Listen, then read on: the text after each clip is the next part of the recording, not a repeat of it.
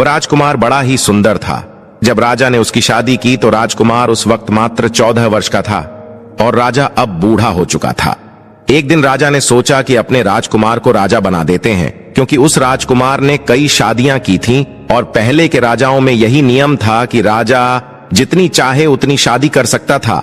वह राजा अपने पुत्र राजकुमार को राजा बना देता है। राजकुमार की 7 शादी हो चुकी थी। वह राजकुमार जो कि राजा बना था, अपनी पढ़ाई लिखाई फिर भी कर रहा था। वह रोज गुरुकुल में पढ़ने के लिए जाया करता था। और एक दिन की बात है, जब वह राजकुमार पढ़ने के लिए विद्यालय जा रहा था तो रास्ते में उसे पनिहार। मित्रों, आज जो कहानी मैं आपको सुनाने वाला हूं वह बहुत ही खास है। यह कहानी है त्रिया चरित्र की है। जो भी मनुष्य इस कहानी को पूरा सुनता है वह कभी भी अपने जीवन में धोखा नहीं खाता है। इस कहानी को सुनकर आप अपने जीवन में कई बदलाव ला सकते हो। बहुत समय पहले की बात है। किसी राज्य में एक राजा रहा करता था। उसकी राज्य की चर्चाएं बहुत दूर दूर तक फैली हुई थी। उस राजा का पुत्र था जिसकी उम्र कुछ ज्यादा नहीं थी, 12 या 13 वर्ष होगी। मिली वह पनिहारिन भी बहुत सुंदर थी। उस पनिहारिन ने राजकुमार से पूछा था कि हे राजा, आप रोज कहां जाते हैं? राजकुमार कहता है कि मैं रोज विद्या ग्रहण करने के लिए अपने गुरु के पास जाता हूं। तो वह कहती है, यह तो अच्छी बात है, लेकिन यह बताइए आपने त्रिया चरित्र पढ़ा है? राजकुमार कहता है कि नहीं, मैंने ये कभी नहीं पढ़ा है। फिर पनिहारिन कहती है कि आप त्रिया चरित्र अवश्य पढ़ना। मित्रों, राजकुमार कहता है कि यह त्रिया चरित्र क्या होता है? पनिहारी ने कहा कि आप यह बात अपने गुरु से जाकर पूछना और त्रिया चरित्र को अवश्य ही पढ़ना। राजकुमार कहता है कि मैं आज ही जाऊंगा और अपने गुरु से जाकर पूछ लूंगा कि आपने मुझे त्रिया चरित्र क्यों नहीं पढ़ाया। इतनी बात कहने के बाद वह राजकुमार वहां से चल देता है। मित्रों, वह पनिहारिन की बात सुनकर वह राजकुमार गुस्से में था। उसकी आंखें लाल थीं। वह अपने गुरु के पास जाकर प्रणाम करता है। गुरुजी ने पूछा कि बेटा, क्या हुआ? आज तुम क्रोध में दिखाई दे रहे हो और तुम्हारी आंखें लाल क्यों हैं? क्या बात है, मुझे बताओ। राजकुमार ने क्रोध में जवाब दिया कि गुरुदेव, आपने मुझे त्रिया चरित्र क्यों नहीं पढ़ाया? यह बात आपने क्यों छुपाया? त्रिया चरित्र के बारे में मुझे क्यों नहीं बताया? मित्रों, गुरु कहते हैं, बेटा, तुम त्रिया चरित्र नहीं पढ़ पाओगे, क्योंकि त्रिया चरित्र पढ़ना खतरे से खाली नहीं होता है। और जब तुम त्रिया चरित्र पढ़ोगे तो उसमें तुम्हारी जान भी जा सकती है।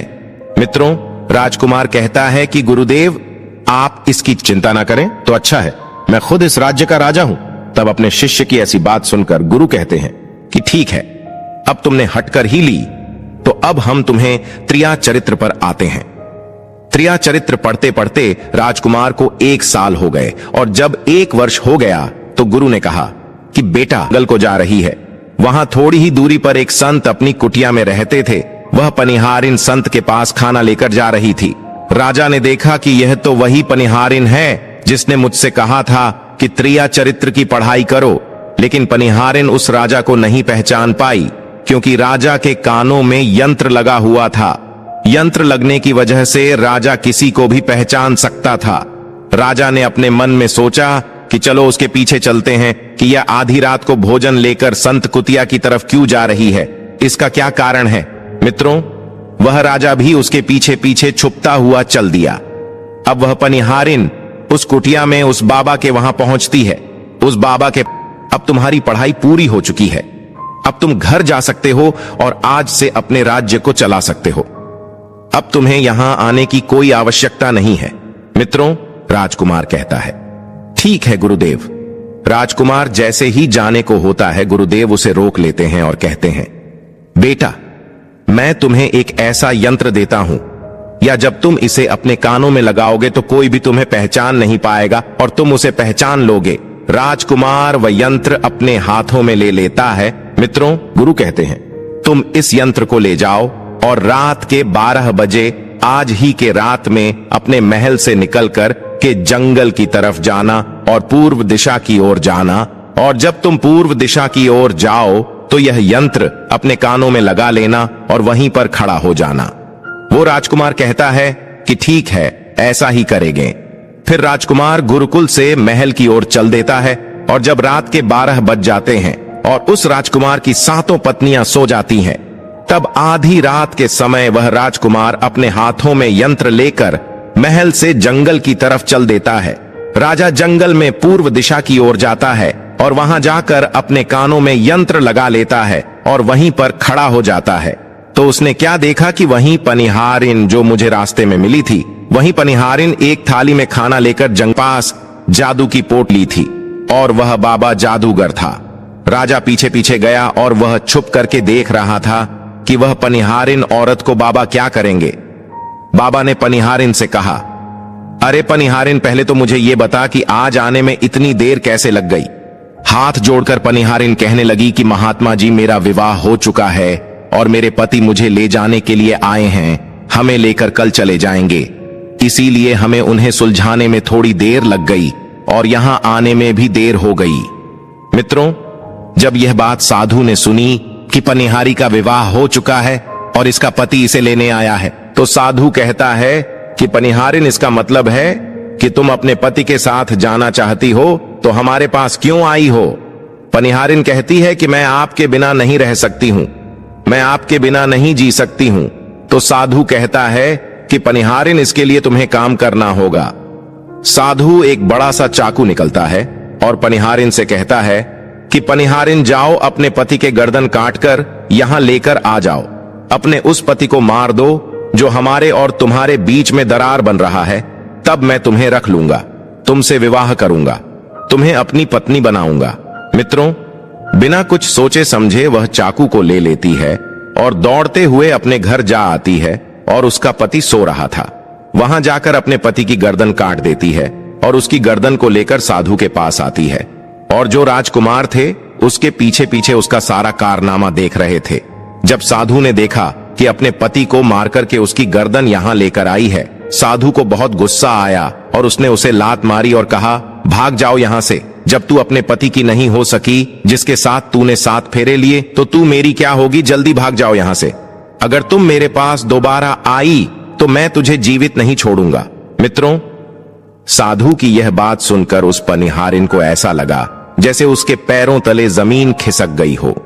फिर भी अपने पति की कटी हुई गर्दन घर लेकर के आई और उसकी गर्दन जोर देती है और वहीं बैठ जाती है। और इधर जैसे ही सवेरा हुआ, अपने पति के पास बैठकर रोने लगती है और चिल्लाने लगती है। कहती है, देखो देखो, किसी ने मेरे पति की हत्या कर दी। लेकिन रात में उस पनिहारिन का सारा कारनामा राजकुमार देख चुका था। इधर सारे गांव वाले पनिहारिन के घर चले जाते हैं और उसके पति की लाश को लेकर गांव के बाहर जाते हैं उसका दाह संस्कार करने के लिए। और वह पनिहारिन भी हाथों में लेकर उसी साधु की कुटिया की तरफ जा रही है। जैसे ही राजा ने अपनी 7 पत्नियों को उस साधु की कुटिया की तरफ जाते हुए देखा, राजकुमार के पैरों तले जमीन खिसक गई। वह अपने मन में सोचने लगा कि ये क्या चक्कर है। तभी उनमें से एक रानी राजकुमार को देख लेती है, लेकिन रानियों ने अपने पति राजकुमार को नहीं पहचान पाई, क्योंकि राजकुमार अपने कानों में यंत्र लगाए हुए थे। वह यंत्र लगाने की वजह से राजा को कोई पहचान नहीं पाता था। उनमें से एक रानी कहती है कि ये लड़का इतनी रात को यहाँ क्यों खड़ा है। तब रानियों ने उसके लड़के को अपनी तरह बुलाया और कहा, कृपया आप हमारी सहायता करें, इस सामान को उस कुटिया तक ले चलो। मित्रों, बिना कुछ सोचे समझे राजकुमार ने वह थी पीछे से भागती हुई, रोती हुई चली जा रही थी।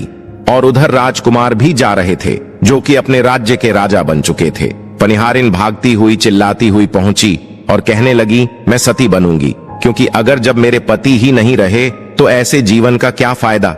मैं इन्हीं के साथ सती हो जाऊंगी।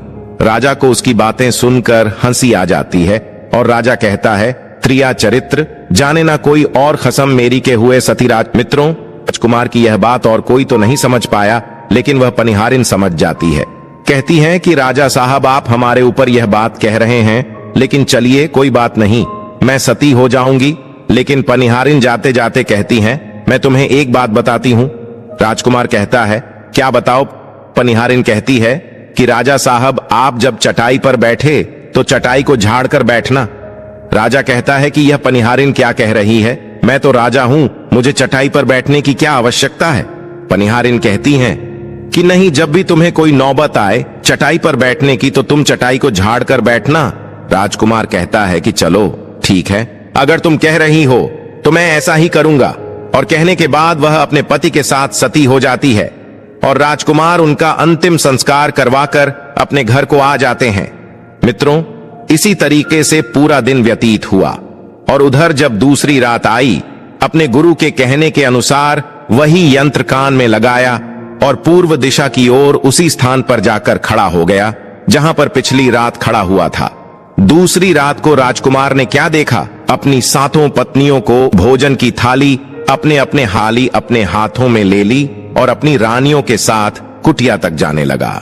जब 7 रानियां और राजकुमार उस साधु की कुटिया में पहुंचते हैं और राजकुमार कुछ भी नहीं बोल रहा था, क्योंकि राजकुमार देखना चाहता था कि हमारे प्यार में ऐसी क्या कमी है जो हमारी 7 रानियां इस साधु के पास आती हैं, और इस साधु के पास ऐसा क्या है जो हमारी 7 रानी अभी यहाँ आ रही है।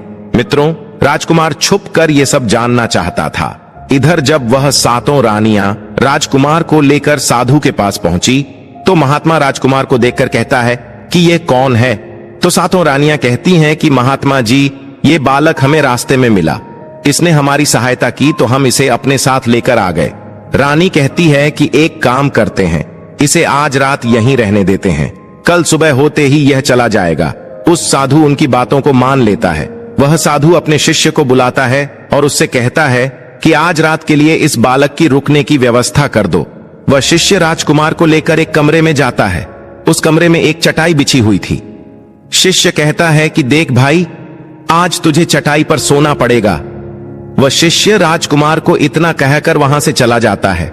मित्रों, राजकुमार उस कमरे में अकेला पड़ जाता है। यह तो हमारे पति है।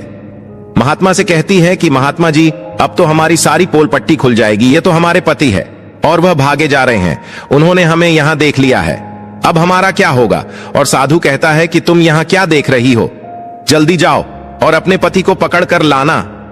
तो रानियां राजकुमार को पकड़ने के लिए दौड़ी दौड़ी जाती है, लेकिन वह राजकुमार जो राजा था इतना तेज था कि वह अपने महल जा पहुंचा और घबराई।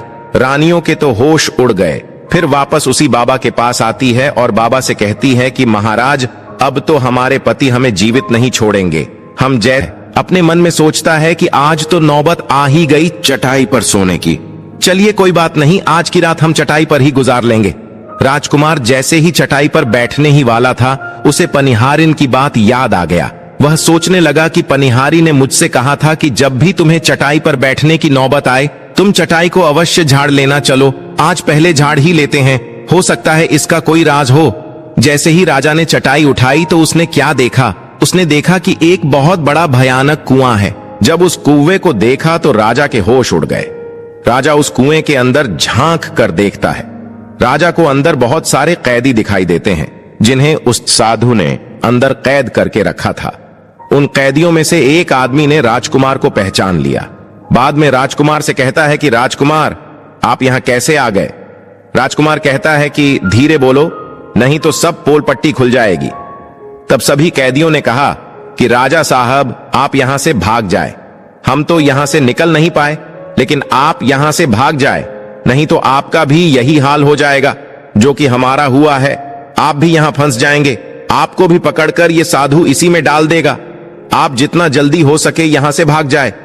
राजा जब उस कमरे के अंदर गया था तो अपने कान में से यंत्र निकाल लिया था, और जब राजा वहां से भागा तो अपने कान में यंत्र लगाना भूल ही गया। मित्रों, राजा को भागते हुए उन रानियों ने और साधु ने देख लिया था। रानियों ने जब राजा को भागते हुए देखा तो रानी कहती है, ऐसे ही घर जाएंगे वह हमारी जान ले लेंगे। महात्मा, आप हमें बचा लीजिए, इसका कोई उपाय कीजिए। तब जाकर वह साधु रानियों को एक जादुई कील देता है और कहता है कि जब तुम जाओ तो अपने पति को बहला फुसलाकर उसके माथे में यह जादुई कील घुसा देना, तुम्हारे पति को ढेर बना देगा और साथ मिलकर उसे मार देना, बस कहानी खत्म हो जाएगा। मित्रों, वो 7 रानियां साधु की बात मान लेती हैं और जादुई कील लेकर महल आती है। वह 7 रानियां आपस में विचार करती हैं कि राजा सबसे ज्यादा प्रेम सबसे छोटी वाली रानी को करते हैं, तो वह रानियां मिलकर जादू वाला कील छोटी रानी को दे देती है और कहती हैं, ये लो तुम्हारा काम है, तुम किसी भी तरह राजकुमार के सर में ये कील गाड़ देना। तो छोटी वाली रानी कहती है ठीक है, और छोटी वाली रानी कील ले लेती है। जब राजा ने उन 7 रानियों को आते हुए देखा